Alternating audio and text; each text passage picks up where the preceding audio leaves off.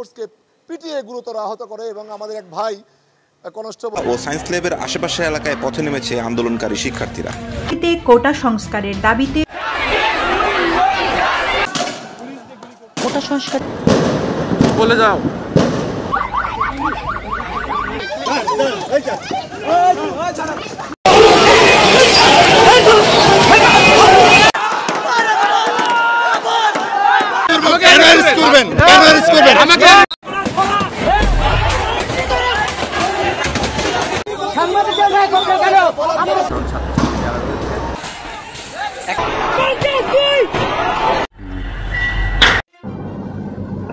ভীষণ দুর্ভাগা একজন মানুষ বলে নিজেকে মনে হতো এতদিন। জীবনে খুব গুরুত্বপূর্ণ একটা সময় একটা ভয়ঙ্কর স্বৈরাচারের মধ্য দিয়ে জীবন কেটেছে। আজ আবার অসাধারণ সৌভাগ্যবান মনে হচ্ছে নিজকে, এই কারণে যে একটা গণ অভ্যুত্থানের মধ্যে আমরা দাঁড়িয়ে আছি, একটা গণ অভ্যুত্থান হতে দেখছি। এরকম সাক্ষী সহজে হওয়া যায় না। আমরা নিশ্চিতভাবেই বিজয়ের দিকে এগিয়ে যাচ্ছি। খুব সামান্য সময় বাকি আছে, আমি বিশ্বাস করি। আর কোন রকম কোনো ঠেকানোর উপায় এই বিভৎস বর্বর স্বৈর শাসকের আর নেই। আন্দোলন গতকাল যে পর্যায়ে গেছে, তারপর এটা আসলে এক দফা এক দাবিতে পরিণত হয়েছে। শেখ হাসিনার পদত্যাগ ছাড়া, আর সে যদি পদত্যাগ না হয় তাহলে সরকারকে লোকজন টেনে হিচড়ে নামাবে। এর মাঝামাঝি আসলে আর কিছু নাই। খুব সোজা সাপটা। এবং নতুন কর্মসূচি এসছে এবং গতকাল খুব সিগনিফিক্যান্ট ঘটনা অনেকগুলো ঘটেছে। এর মধ্যে একটা ঘটনা আমি একটু উল্লেখ করতে চাই, যেটা আমি বলতে প্রস্তুত যে এটাও এই আন্দোলনের মধ্যে একটা বিরাট ডাইমেনশন যুক্ত করেছে। প্রতিটা মানুষ সমান, কিন্তু তারপরও কিছু কিছু শ্রেণী ইনভলভমেন্ট অনেক বেশি গুরুত্ব বাড়িয়ে দেয়। একই সাথে আমি এই ভিডিওতে কথা বলতে চাই এবার আন্দোলনকে ডাইভার্ট করার জন্য, আন্দোলনের মধ্যে বিভ্রান্তি তৈরি করার জন্য সরকার কি করতে পারে সেটাও আমরা ধারণা করব, আমরা বলবো, এবং আদৌ সেটা সফল হবে কিনা মনে হয় না জবাবটা আমাদের দেওয়ার দরকার আছে, তারপরও আলোচনা করব। গতকাল একটা অভাবনীয় ঘটনা ঘটেছে। সারা দেশের বিভিন্ন জায়গায় বিভিন্ন শ্রেণী পেশার মানুষ, সাংবাদিকরা নেমেছেন, ডক্টরস নেমেছেন, আইনজীবীরা তো মাঠে আছেনই, বিশ্ববিদ্যালয়ের শিক্ষকরা আছেন, অন্যান্য শিক্ষা প্রতিষ্ঠানের শিক্ষকরা আছেন, অভিভাবকরা নেমেছেন। আমি বেশ কয়েকজন অভিভাবককে দেখেছি মিডিয়ার সাথে কথা বলছেন, তাদের সন্তানরা ঘরে থেকে মারা যাচ্ছে, সুতরাং তারা এখন আর ঘরে বসে থাকতে চান না। আমি আবারও বলি, একটা রাষ্ট্রে প্রতিটা নাগরিক সমান, প্রতিটা শ্রেণীকে আমরা সম্মান করি, প্রতিটা শ্রেণীর প্রতি আমরা গুরুত্ব দেই, কিন্তু এই শ্রেণীটা যখন আন্দোলনে নেমেছে এটা আরেকটা নতুন ডাইমেনশন যোগ করেছে। সেটা হচ্ছে অবসরপ্রাপ্ত সামরিক কর্মকর্তারা। প্রথম আলোর হেডলাইন, মিরপুর ডিএইচএস এ অবসরপ্রাপ্ত সামরিক কর্মকর্তা পরিবারের সদস্যগণের মিছিল, তাদের হাতে যে প্ল্যাকার্ড তার মধ্যে রক্ত। আমি একটু পড়ি। চলমান ছাত্র আন্দোলনে সংহতি জানিয়ে গণমিছিল সমাবেশ করেছে রাজধানীর মিরপুর ডিওএইচএস এ বসবাসকারী মানুষেরা। আজ শুক্রবার বিকেলে প্রবল বৃষ্টির মধ্যে কয়েক হাজার মানুষ এই গণমিছিলে যোগ দেন। শিক্ষার্থী সহ 2 শতাধিক মানুষের হত্যার বিচার চেয়ে স্লোগান দেওয়া হয় মিছিলে। আমরা খেয়াল করি, কয়েক হাজার মানুষ এই মিছিলে যোগ দিয়েছেন। ডিওএইচএস এর মিছিলে ব্যানার ছিল চলমান পরিস্থিতিতে অবসরপ্রাপ্ত সামরিক অফিসার, জেসিও ও অন্যান্য সকল পদবীর আহ্বান। তাদের স্লোগান কিরকম ছিল? We want justice. আমরা কে রাজাকার রাজাকার, কে বলেছে স্বৈরাচার স্বৈরাচার। রক্তের বন্যায় ভেসে যাবে অন্যায়, আমার ভাই কবরে খুনি কেন বাহিরে। রাজাকার রাজাকার, কে বলেছে স্বৈরাচার স্বৈরাচার।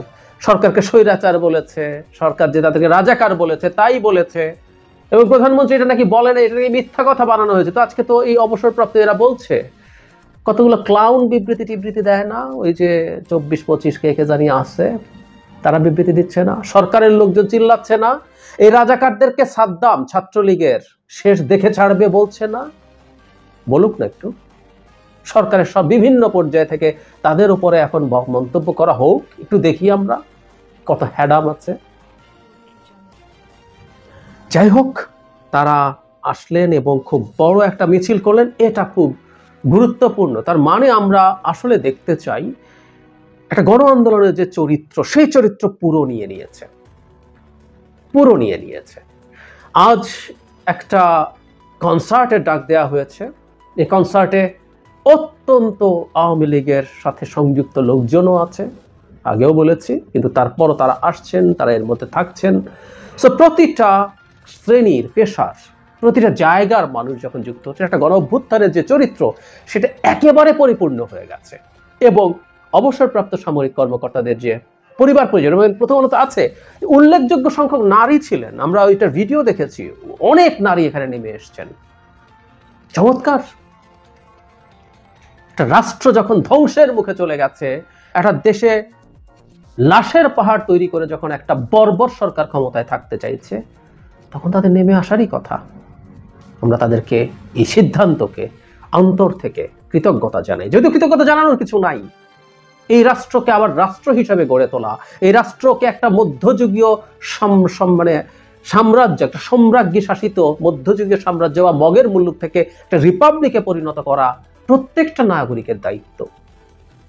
এটা মগের মুলুক হয়ে গেলে কারো কোনো লাভ নেই। সো এটা তাদেরও কর্তব্য, তারা তাদের সেই কর্তব্যে সাড়া দিয়েছেন। অসাধারণ। এখন যেটা হয়েছে, নতুন কর্মসূচি ঘোষণা করা হয়েছে। আজ বিক্ষোভ আছে এবং আগামীকাল থেকে, রবিবার থেকে অসহযোগের ডাক দেওয়া হয়েছে। আমি এই আন্দোলন যে জায়গায় চলে গেছে, এখন আসলে কিছু বিভ্রান্তি তৈরি করা হবে। কি বিভ্রান্তি তৈরি করা হবে সেটা নিয়ে আসবো। আগে কর্মসূচি প্রসঙ্গে যা বলা হয়েছে সেটা একটু পড়তে চাই। উনি বলছেন, একজন সমন্বয়ক, বৈষম্য বিরোধী ছাত্র আন্দোলনের পক্ষ থেকে আমরা স্পষ্ট ঘোষণা করছি যে আগামীকাল, এটা যেহেতু গতকাল দেওয়া হয়েছে, সারা দেশে প্রতিটি পাড়া মহল্লায়, প্রতিটি জায়গায় বিক্ষোভ কর্মসূচি পালিত হবে। রোববার থেকে সর্বাত্মক অসহযোগ আন্দোলন পালিত হবে। তিনি বলেন, এই সরকারকে কোনো কর দেওয়া হবে না, বিদ্যুৎ গ্যাস বিল দেওয়া হবে না, সচিবালয়, সরকারি বেসরকারি সব কার্যালয় বন্ধ থাকবে, গণভবন বঙ্গভবনে কোনো গাড়ি ঢুকবে না। এই সরকারকে সর্বাত্মক অসহযোগিতা করা হবে। এই সরকার যেন আর না থাকতে পারে সেজন্য সবাইকে এই কর্মসূচি পালনের আহ্বান জানান তিনি। অসহযোগ নিয়ে আমার কথা আছে, আমি পরে আবার বলবো। ডাইভার্ট কিভাবে করা হতে পারে সেটা, দুটো জিনিস আমাদের গতকালই চোখে পড়েছে। এই সমন্বয়কের বক্তব্যের মধ্যেও আছে, সেটা আসছি শেষে। তার আগে জনাব জুনায়েদ আহমেদ পলক কথা বলেছেন। উনি বলছেন, গতকাল করজোড় করে মাফ চেয়ে বলছেন, আমি তরুণ প্রজন্মের কাছে যদি আমার কোনো ভুল হয়ে থাকে আমি প্রকাশ্যে ক্ষমা প্রার্থনা করছি। ইন্টারনেট ব্যাহত হওয়া এবং সামাজিক যোগাযোগ মাধ্যমে গুজব প্রতিরোধে ব্যর্থ হওয়ার দায় আমি নিজের কাঁধে তুলে নিচ্ছি। যে কোনো সিদ্ধান্ত মেনে নেওয়ার প্রতিশ্রুতি দিচ্ছি। ইন্টারনেট ব্যাহত হওয়ার দায় ওনার কেন? ওনার জামাত শিবির আগুন জ্বালায় দিছে, কি কি ডেটা সেন্টারে ইত্যাদি ইত্যাদি, আর ওটা নাকি এমনি এমনি বন্ধ হয়ে গেছে। তো ওনার দায় কেন? আজকে কেন এসব কথা বলতে হয়? কারণটা আমরা আসবো, আমরা ধারণা করতে পারবো। তিনি আরো বলছেন, তাদের কারো কর্তব্যে অবহেলার কারণে তরুণ প্রজন্ম যদি তাদের ভুল বোঝে, ক্ষুব্ধ হয়, তাহলে সে দোষে যেন তারা শাস্তি পান। যে কোনো সিদ্ধান্ত মাথা পেতে নিতে রাজি আছেন, কিন্তু যাদের ব্যর্থতার কারণে প্রধানমন্ত্রীকে দোষারোপ করা হলে তিনি কষ্ট পান, তিনি প্রধানমন্ত্রীকে ভুল না বুঝতে আহ্বান জানান। এটাই হচ্ছে ট্রিক। যারা পলক না, সবচেয়ে পাওয়ারফুল যে মন্ত্রীকে আমরা মনে করি, সেও প্রধানমন্ত্রীর কাছে চাকর বাকরের কিছু না, সেকেন্ড চাকর বাকরের কিছু না, জাস্ট একটা সেকেন্ড লাগবে তাকে রাখা বা না রাখার ক্ষেত্রে। এগুলো আমরা খুব ভালো মতো বুঝি। প্রধানমন্ত্রী যেমন ভারতের চাকর বাকর, ঠিক একই রকম ভাবে প্রধানমন্ত্রী চাকর বাকর হচ্ছে সবচেয়ে পাওয়ারফুল মন্ত্রী, যাকে আমরা মনে করি, যে কেউ চোখ বন্ধ করে মনে করি সেও প্রধানমন্ত্রী চাকর বাকরের মতো। সুতরাং এই পলক বলি বা আর যে কেউ যে কোনো কাজ করুক না কেন, সেটা প্রধানমন্ত্রীর কোনো রকম এন্ডোর্সমেন্ট ছাড়া হয় মনে করার কোনো কারণ নেই। আমরা দেখি নাই, তুচ্ছ একটা ঘটনা ঘটেছে, প্রধানমন্ত্রী মনিটর করছেন, ইয়েস শি ডাজ, তার ইচ্ছা ছাড়া কোনো কিছুর পাতা নড়ে না। সো যাবতীয় যা যা ঘটনা ঘটেছে আসলে ওনার এন্ডোর্সমেন্টে ঘটেছে, ওনার পরিকল্পনায় ঘটেছে। অ্যাটলিস্ট উনি ইনফর্মড হয়েছেন ফর শিওর। এই যে ইন্টারনেট বন্ধ থাকবে এতগুলো দিন, এটা পলকের সিদ্ধান্ত। হারুন যে ডেকে নিয়ে গিয়ে 6 সমন্বয়ককে স্টেটমেন্ট দেওয়ানো হয়েছে, দিয়েছে, এটা হারুন করিয়েছে? কেউ জানে না, প্রধানমন্ত্রী জানেন না, স্বরাষ্ট্রমন্ত্রী জানে না।